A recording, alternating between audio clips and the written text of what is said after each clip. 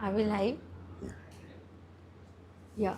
Uh, Good morning, dear all. Welcome to this first day of Red Belt Sunya meditation practice.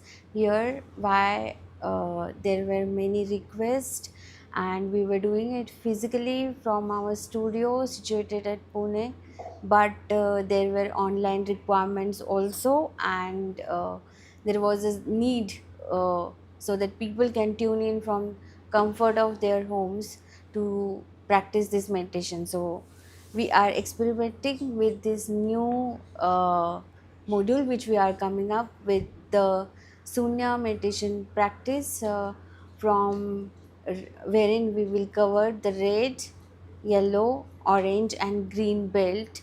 We are planning to take 36 sessions. For each belt, 9 days will happen on every Saturday and Sunday, uh, every morning, 7 to 8 a.m. So, welcome, dear all. I see there are people joining in. I see Saranya has joined. Good morning, Saranya. Kedar, Vaishali, and someone from Samsung, Sneha, and Manoj, and Subhash sir. And we have got in house participants also. I think so. This journey of taking meditation online will help you in some way, because we are caught up in our daily lives, we are caught up in modern uh, tech world, wherein sometimes it may so happen we are not grounding ourselves and focusing on ourselves, giving us that priority in a day to tune in with the self. So I guess this is the gateway and trials to get in tune with none other than our own Dr. Rajesh Savera exclusively for you. We welcome him from our studio.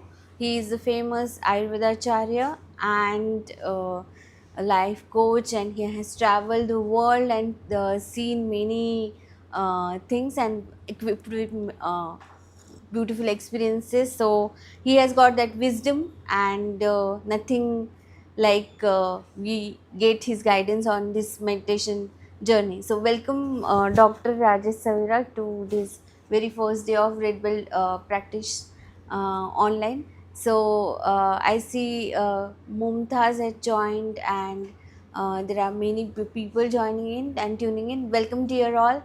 Now we will begin with why we are doing this Sunya practice, and how we will proceed, and what are we going to do it in this uh, 9 days, hopefully, module for the red belt practice. So we would like to know from Dr. Rajesh Savera why one should do the Sunya practice, and we want this session to be interactive with our participants to know what they want out of this red belt practice, what they want to know about this meditation and how it can help them in their daily lives. So over to you, Dr. Rajesh Savera, sir. Yeah. Please. Thank you so much, Rucha. And I think this is a good initiative to take the morning sessions that we do here online for those who are at the comfort of their home, and they can actually understand why we need to practice. And the ultimate thing that we want to convey, it is so simple that if you pay a little attention, everybody can practice this practice. Okay. And I believe that the understanding of things make it very simple. If you don't understand it, we explore everything in its complexity. So as you set this up as a training module, and you're taking it up into the belts that we have, the 7 belts that we are going to do, the most important thing is, why should we do this? Is meditation something that is relevant for times today? Was it relevant 2500 years ago, when the man called the Buddha, he wanted to experience what is this life all about? Why is there suffering? And is there a way out of this suffering? That was the journey for him. I think that question even applies to us today. why are we in a mode of suffering, and is there a way out of that suffering? So if there is something that we are facing a challenge, like during the COVID time, that was a challenge, right? And in the COVID time, we felt, is there if this is a problem, is there a way out of this? And everybody were experimenting, everybody were trying, the whole human race to save themselves got together and found some ways in which they could save themselves, right? So every time there is a situation like that, humans come together, they sit together, they find a way out. And I think finding a way out is the key ingredient and step in which one gets out of suffering. And that happens when you come together. But when you come together, the most important thing is to sit together. And the art of sitting is the key where you start your analysis. So what is meditation? Why is it necessary? And this is so important, because if I go on telling you all this is meditation, you will just take it as it is. So let this session be more interactive. So let us understand how it is. Let's not this be one way wherein I am telling what I know. I think it is more about understanding what you all know and making sure that, I think most of you all understand. Last 5 years we have been training people, teaching people about Shunya. We do this regularly. Red Belt has been the first step. We call it the gateway to awareness. And I think when you are aware of certain things, you definitely follow. And what better than to start with the red belt? Because when we have broken down this into the 7 belts, we took the color of the rainbow, because light is white, right? And we thought if we can refract it, we see 7 colors. And the red one is the first step where it tells you to stop, right? And the meditation is the first step to stop from doing everything else. So the red belt begins with stopping, okay? Because we are moving, the mind is always moving. You know, like a red signal tells you to stop and wait, let the others pass away. Okay, now you can cross. So this red belt is your first step. It's your gateway to awareness, and it's going to take you on a journey from where you will initially stop, let things pass by, so there is no accident, and then you cross across and go to the other shore. And that's the journey that we are going to begin. So to make it more interactive, let's know, because you all are going on Zoom, so we have audiences, people who want to, who are interested, Right. and you will be the the person who will be coordinating all this. So a lot of things, how do you interact with them? It's going to be your learning curve also. So I think take it easily, okay? Take it with comfort, come up with questions. Today's session is very easy go session, where we are setting up our goals to understand what is meditation, especially the word dhyana. What is it? Why is it not practiced right now? How is it different from the other meditation techniques, and why Shunya meditation is the way we are trying to promote? Why is it different, and how is it different from bhakti, okay, which itself is another meditative process? And let's try to understand that. And when we understand, the teacher understands the student understands the teacher, that's when the learning begins. So let's go on that journey. Yeah. So as you have said, red is the color of earth, and earth is generally known as very rough, and our life is like that. It is up and down journey, and meditation is the gateway. As you have said, the red belt is the gateway of foundation for the awareness. So let's begin. We would like to know your requirements, what you are looking out from this meditation practice, so that we are able to deliver what you want. So if anyone wants to speak, they can unmute themselves. Just short introduction. Where are you from? What are you looking from this course? And have you done the meditation? Are you associated with Sunya meditation before? And details, etc. So if anyone wants to speak up, they can unmute themselves and give their introduction and their requirement, please. I think you have a lot of people who are already practitioners, but I can tell you one thing, meditation is such a thing. It's like looking into a mirror. Every day you see a new version of yourself. So every session of Shunya meditation is a new learning for everyone. And I think that makes it very interesting. So let's be more interactive. People who want to be a part of this session, have to open up and introduce yourself, and just let us know what you're looking at and how can we contribute. The session will be in English, Yeah, we are and planning if to you have need, it we in. can also speak in Hindi. We are flexible, Yeah. and also, as you have said, doctor, that in COVID You, times, during you the can have one. challenging time, we came together and we sat together and we found some solution for this. So, Come. what do you think that doing the meditation alone and sitting together, what is the difference? I would like to know personally. See, when you talk about Sangha, you're talking about being a team. And teaming up is a key for doing something.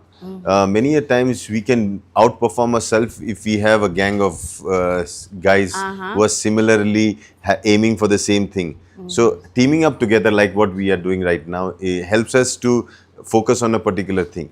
And as we set the stage for our program to start and take shape, and go on a journey of learning and also organizing the whole online experience of learning, it's going to be challenging, but I think that's where the team effort comes in. Together, when we sit, we can be able to fit each other into our lives. And I think that's what all dhyana is about. Yeah.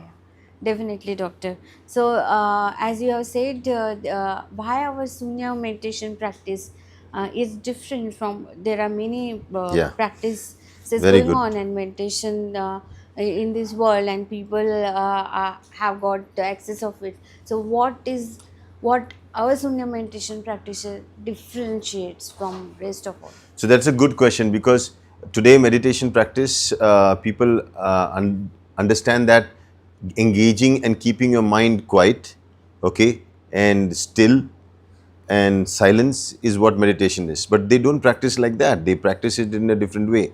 According to the Heart Sutra, they say that the realization of the five aggregates, the five skandhas, one has to actually let go of all those attachments to those five skandhas, and that's the practice of meditation. And when you look at it, first is Roop, then comes Vedana, then comes Saudhnya, then Sanskar and Vigyan. That means you're talking about form. So you cannot, when these itself are the obstacles of your meditation, of your dhyan, how can you practice on those obstacles? It's like I want to learn to walk, but I use sticks. But with sticks, I will never be able to walk because stick is my obstacle, right? So I need to be not dependent on them and practice without any dependency on them. So Rupa is not what we practice on. So you'll see there is no form in our practice. So one thing is absolutely formless practice of ours. So we don't have statues, we don't have idols, we don't imagine anything, nothing, absolutely formless. So Rupa. Then we have Vedana. Vedana means feelings. We don't practice feelings. Feeling is like having a feeling of love, or kind of friendship, or all those feelings. Feelings are also a skandha. You don't even practice on feelings. So we are not a bhakti movement where you have this feeling that now I want to feel the air, I want to feel the sound, I want to feel the peace within. Nothing. No feeling also. Absolutely nothing.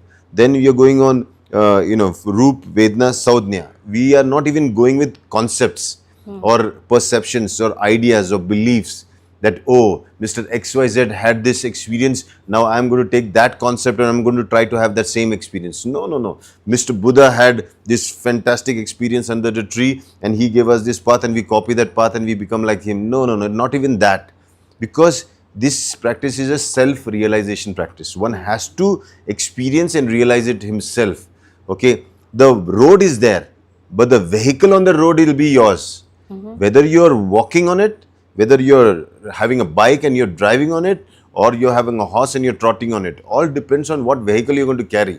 The road is there. We're going to only show the road, but the vehicle will be all yours, right? So we are going to have no perception. So again, no concepts, no beliefs. So there is no teaching in us, And then we are talking about the conditioning part, the mind part, wherein we are saying that action itself, we are not even telling you to think. We are taking away from the process of thinking. So meditation, most of the time people say, okay, now you have to think of this light and think of that. No thinking. Meditation cannot be thinking. Meditation is not thinking. And that is why it's going to be totally different than anybody else, that has been teaching meditation, so-called meditation. And then finally, even consciousness, that feeling of I am practicing meditation, that itself is a skandha, that itself is an obstacle.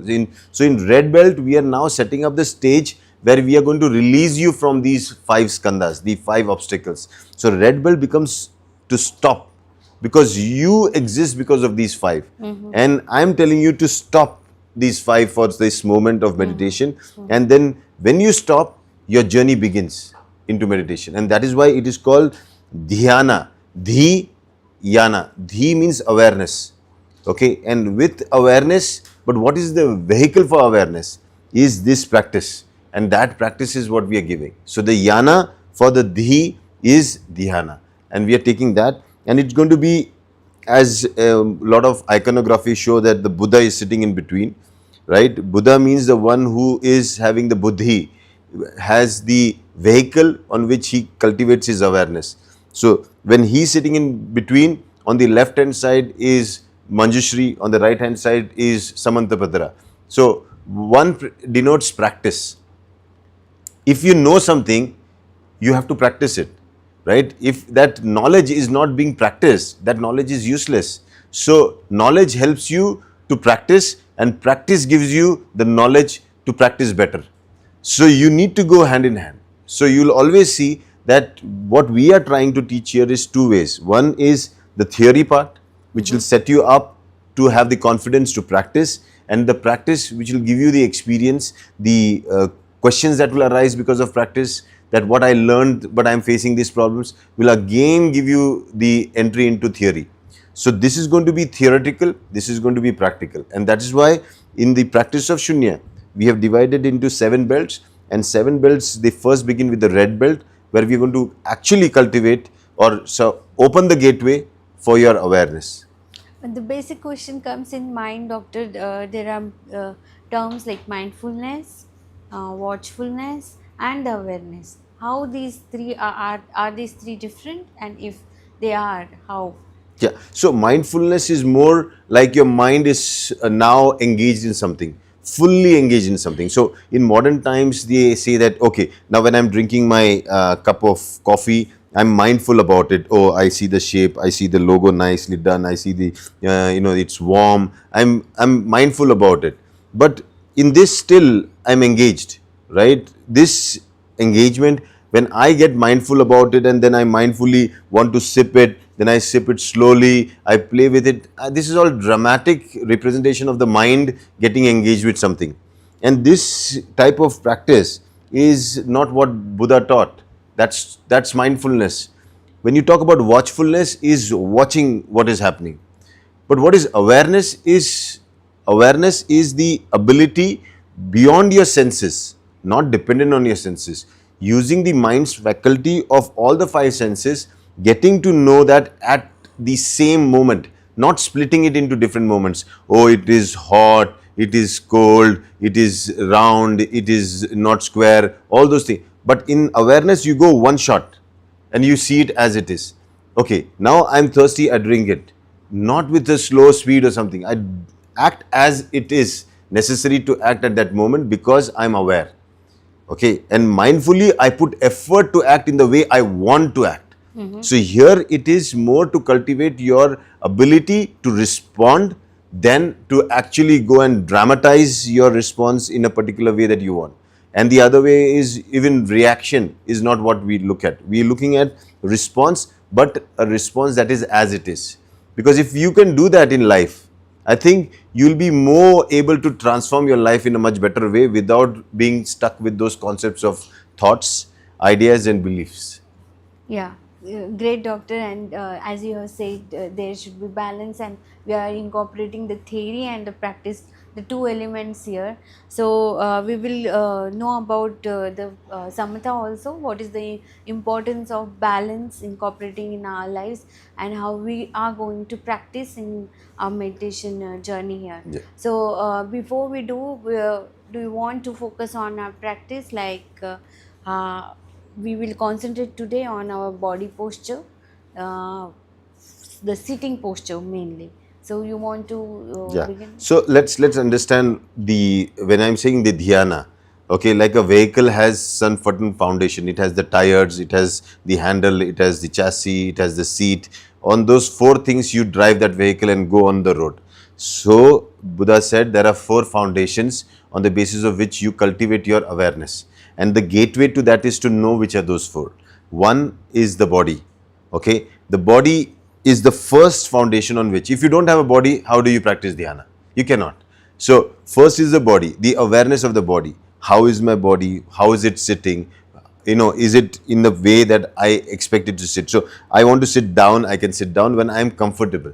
So understand, your asana should be asan, means should be easy. It should not give you any kind of pain, or it should not be something that you are discomfort. So if you're comfortable to sit on a chair, sit on a chair. If you're comfortable sitting on the ground, sit on the ground. Your sitting does not matter, it should be comfortable.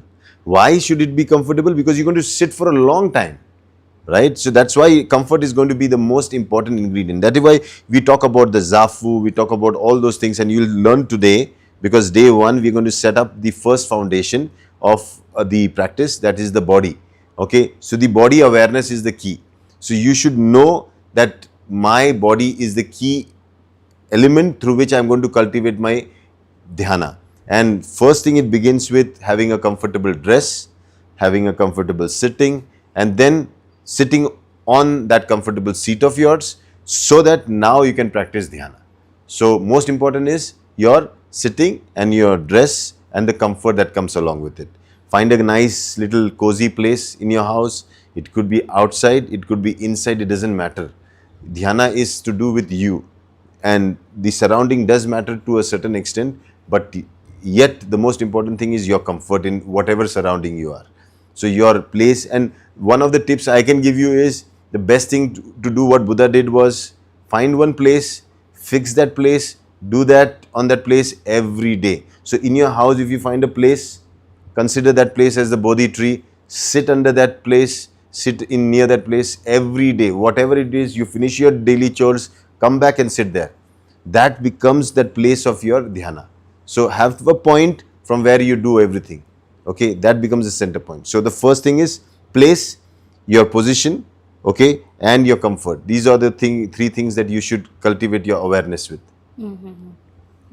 Great to know, doctor. When we are doing dhyana, many people take different postures and the hand and leg. Do you want to tell something about it? How we should place our legs and the hands also? Yeah, so let's start with Shunya. Basically, if you want me to go into detail of it, the anatomy of breaking it up so that you can understand, you will understand that Shunya is about first setting up the body so that it can go into dhyana. So we have divided that into pre-Shunya exercises, is preparing the body. Then we start the meditation with Shunya practice, which is having the swinging of the arms.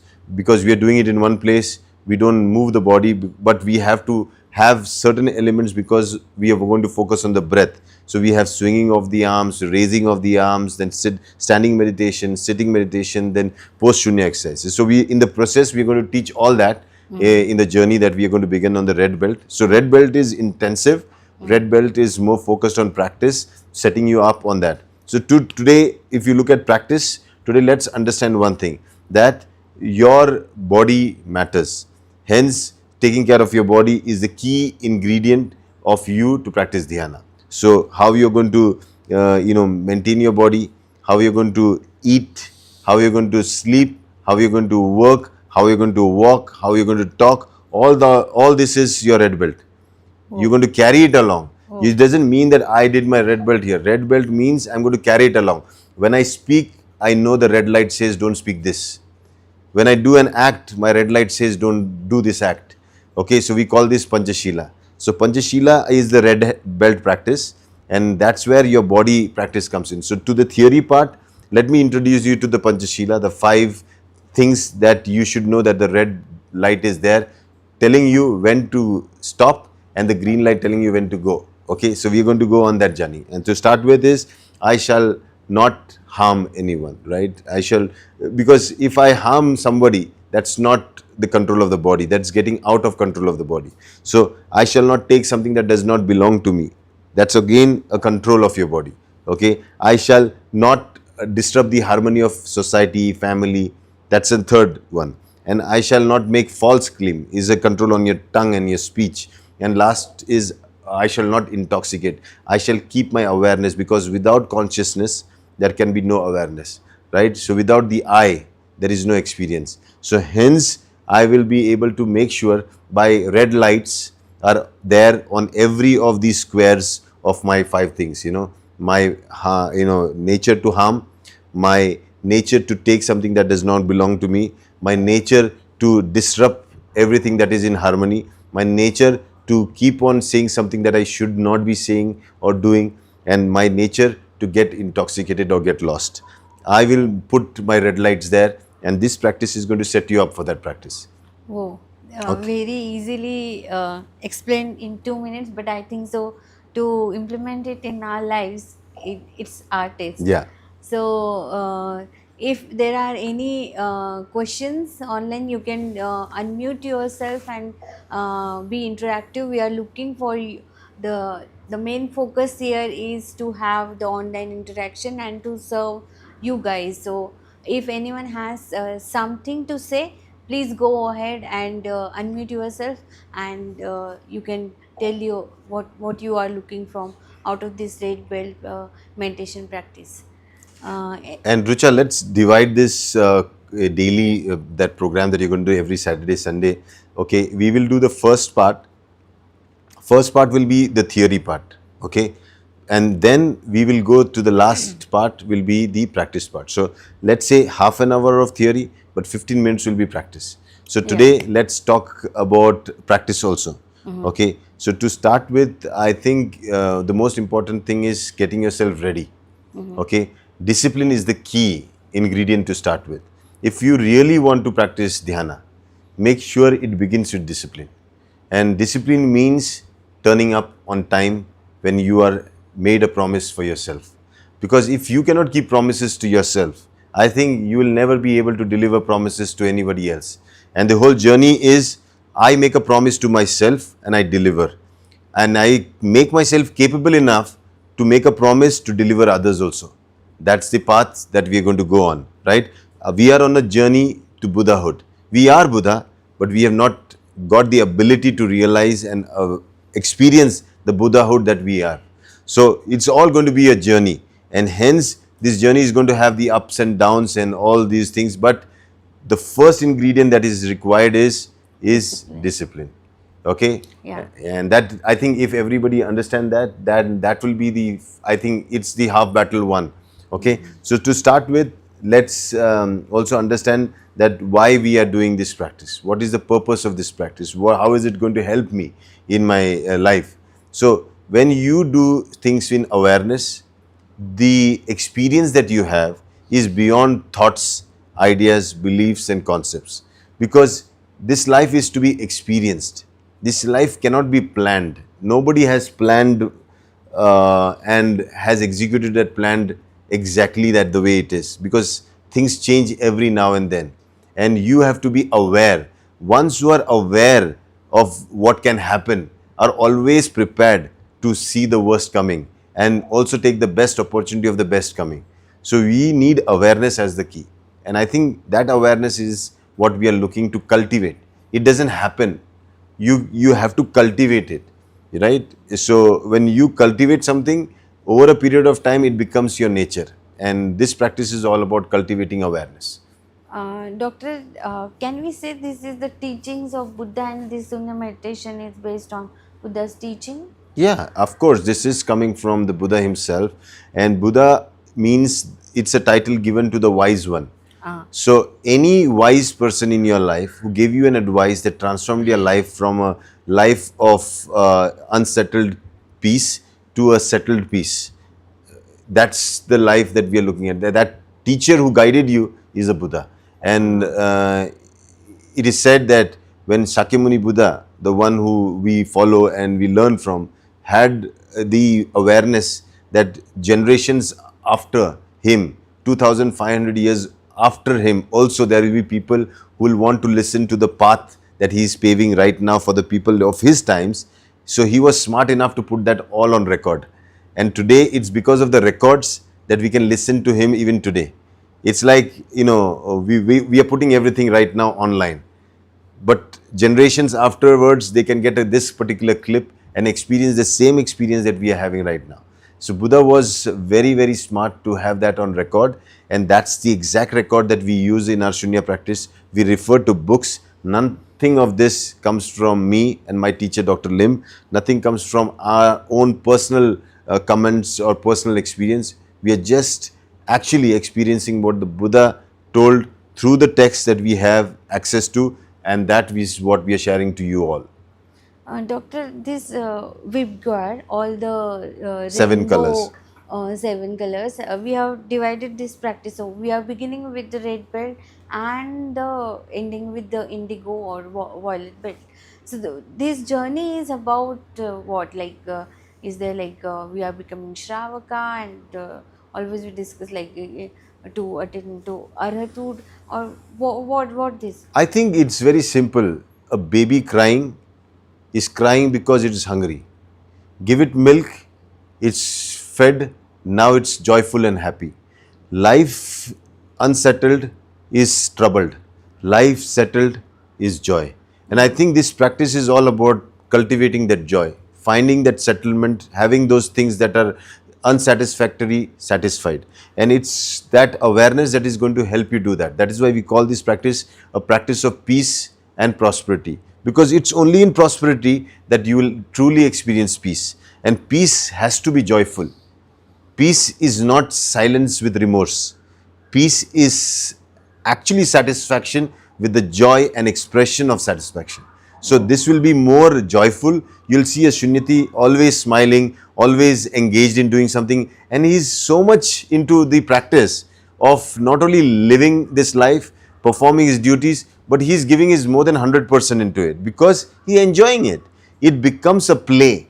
So we are taking the whole world's play, that's called Leela, and we are also participating in this Leela by play. So when you do something that you enjoy playfully, and if playfully you live this life, happily you live this life, joyfully you live this life, I think that's what Shunya is all about. You talked about satisfaction. In Marathi it is called, or Hindi, samadhan. Yeah. And does it lead to samadhi? Yeah. Is it- So it's through samadhan, that satisfaction, you achieve that peace, that samadhi, where you are at complete bliss. Like a hungry man getting food is peace. A thirsty man getting water is peace. A guy who was craving for a good car, buying his car that day, is at peace. Everybody who wanted something, getting what they wanted is peace. And this journey of Shunya is actually taking you on that peaceful end, that ultimate end, the nirvana of peace, wherein you and your desires are fulfilled. And there is no more desire left. Hence, there is no more unsettled mind, a fulfilled mind that is disturbed ever existing in you. Only a mind that is completely fulfilled of all the desires, completely experienced all that was wanted, and remains in that state of joy forever and ever and ever again.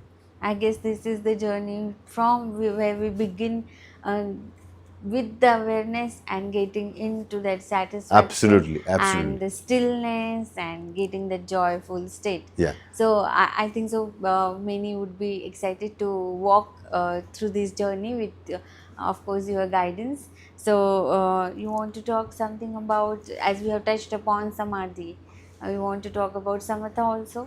Yeah. So when you look at Shunya practice, we are doing this two-way practice. Okay. We consider ourselves like a camera. We are a camera right now, and when you look at the camera needs to be still and then needs to be focused if it needs to take a good picture. And what we look at our minds today, our minds need to be first still, that's in samatha, and then it needs to be able to focus on the act that it is engaged in, that's vipassana. Because with focus you will have clarity. With focus, because if it's not clear, you will still keep on focusing till the time it becomes clear, right? So clarity is an outcome of your focus. And because of your stillness, you start seeing everything in equal sight, right?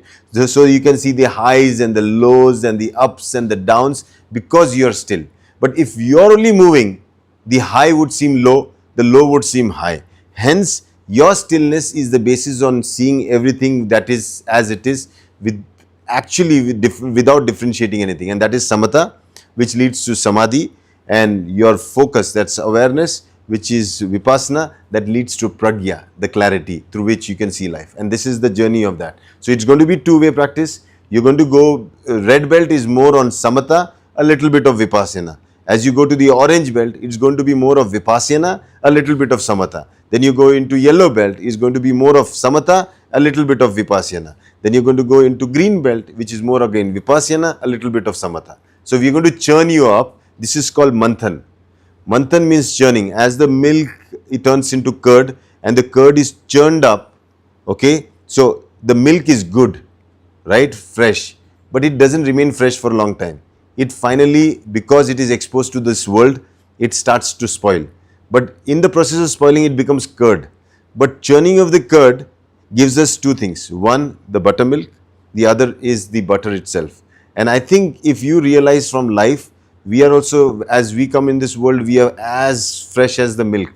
But this life, this world itself spoils us and makes our life more curdy, okay, unclear. And then the churning of dhyana is where your butter is going to be separated and your buttermilk is going to be separated. But both are going to be useful. One is the material world, the other is the experiential world, the celestial world. So today, I think if you understand, we are just setting up the stage for you to get interested, excited, because one of the most important components of dhyana practice is excitement. Okay, it says out of the four riddhis, the four superpowers that you will develop with this, one is joy. And I think it's not something that you have to wait till it happens. It's the joy that you have to cultivate, because this is where it's going to lead you to. So chanda is what is the practice that you have to start with. So you should understand that I want to do that, I desire to do this. Only then this will be fulfilled. So today, if you look at it, the most important thing, practice that we did is focusing your mind towards setting up your mind to achieve this state where there is satisfaction as the ingredient that you work for. As we have talked in the beginning, we are caught up in many problems in our lives. What strata you think this meditation journey will be helpful for, children's, teenagers, in any sort of like whatever problems they are going to? What do you think this meditation journey will be helpful for? I think it will help you in all age groups, especially children. It will help them to be more focused, more attentive, be better in their studies, achieve clarity in their life, maintain a good behavioral discipline, bring the best version out of themselves. Okay, for I think youth, it will give them more direction, make sure they are able to manage their senses well, not get distracted with so many distractions around in this world, yet choose the right path for themselves, which will lead them to their destination. For the adults, I feel it's all about the relationships that they can maintain in their businesses, in their family, and the world around. And I think for the old people, it is very important to clean away all the mess of all the suffering they have accumulated, and then leading a life where nothing of the messy world is carried along with in their next life. So for all the four age groups, it is going to be helpful. It is going to be helpful for the businessmen to improve their business. It's going to help the professionals to do their duty professionally much better, with the validity that they are contributing to the society, not being only selfish for themselves. So in a whole way, if you look at it, it's just going to transform you into a super being. From just being to becoming a super being is what the journey of Shunya is all about. And it requires you to actually have that excitement. The seed that I'm sowing today is the excitement seed that's going to be the basis on which you're going to cultivate your awareness. Your gateway is going to open into awareness, and that beginning is to become aware that I need this practice. I am going to do this practice, and I want to do this practice, and I am excited to do this practice. Only then your journey will begin. Otherwise, without a ticket, you cannot board any vehicle, right, that is traveling from one destination to another. So this is the ticket that we are now issuing for everybody to take themselves on a journey of dhyana, wherein the ultimate aim is satisfying every little desire that ever was there in you. Two things I see here: the discipline and the excitement. Yeah. Both the things at the same time. Doctor, it's Yeah, we will. 7:54. Good. So Let's. So we have questions. We can open the floor. Yeah.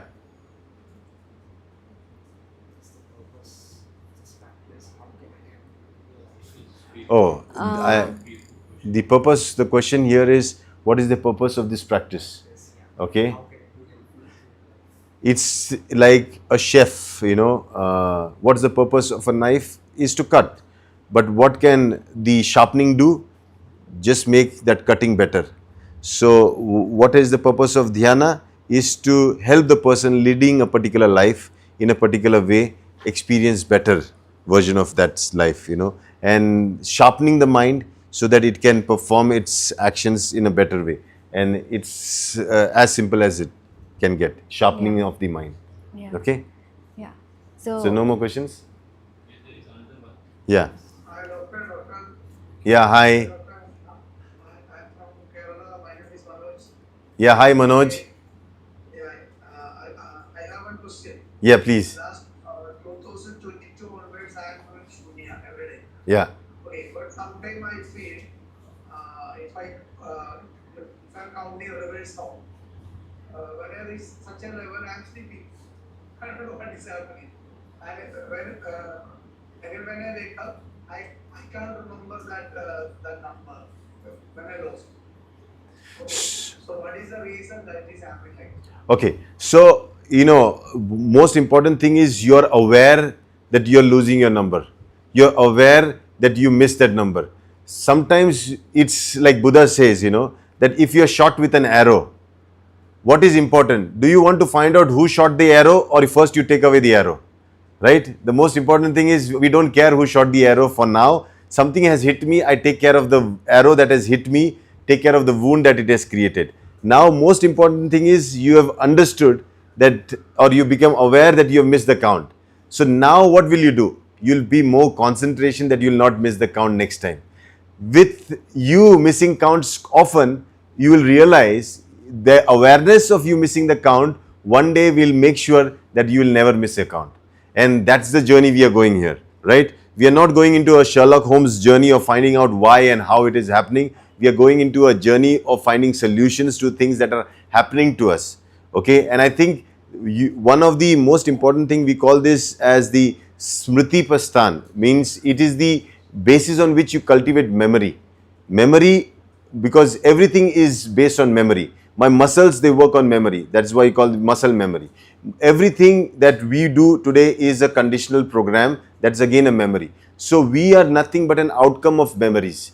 And when you practice Shunya, you're cultivating a memory, cultivating a system to teach the mind that is never stopping to stop. You are now having a vehicle that is applying brakes, that has brakes in it, and that can be applied when necessary.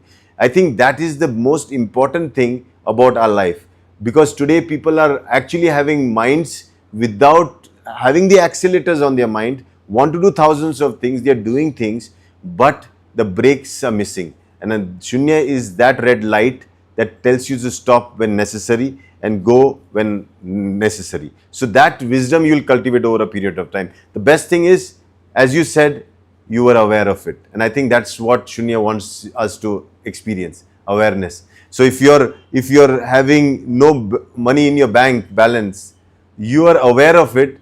That's why you would go out and work, right?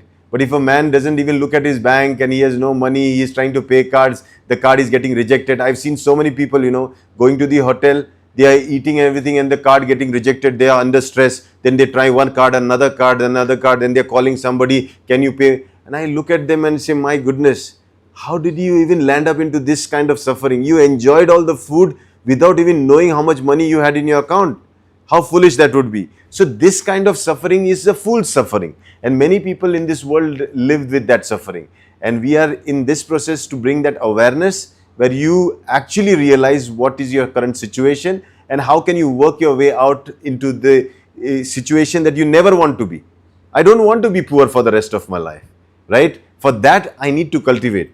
So awareness is what we are cultivating. Okay, thank you, doctor. Yeah, thank you, Manoj.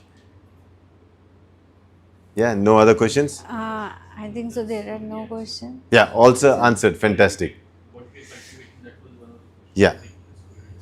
So Okay, so we practice for 5 minutes. You want no, to so this was today was the just introduction. introductory So we session? keep the excitement and the Okay. doors open because we are Yeah. times up. The timekeeper Yeah. Kevin is already showing his times up, and I think we respect the time because time is what we are working for, right? And I think we will keep Kevin's time manual respected. Okay, so Kevin, next week, tomorrow. Oh, so we are coming back tomorrow. So we Yes. will meet again tomorrow 7 a.m. There we will have the practice, Yeah, we'll have bit the of practice. practice, Yeah. and go in detail about the basic SUNY exercises also. So today's summary is, Summary is you for the last 45 minutes were doing dhyana. You are listening to a man speaking to you and you are completely aware this is also dhyana. Now you are listening to the words, so your ears are engaged with the words that I am speaking and you are completely in that. Tomorrow we'll learn how to be there with your complete awareness on your breath, and it's going to be a journey. So you learn today it's words, tomorrow it's breath, then always it's going to be your work, you're going to be relationships, you're going to carry this dhyana in everything that you do. whoa. So Okay? it's not just closed eyes Yeah, it's not meditation, closed eyes. but it will be really in practical way in our Yeah. day-to-day lives. So I am also super excited to learn this from you, doctor. I hope all the participants who have joined us online are also excited and they will also get discipline, including me. So two things to take away message is we need to be disciplined, find a comfortable position, most probably choose the same place where you want to continue with your daily meditation, and the excitement. Yeah. So with this excitement we See you will tomorrow. to see you Thank you tomorrow. so much. Yeah.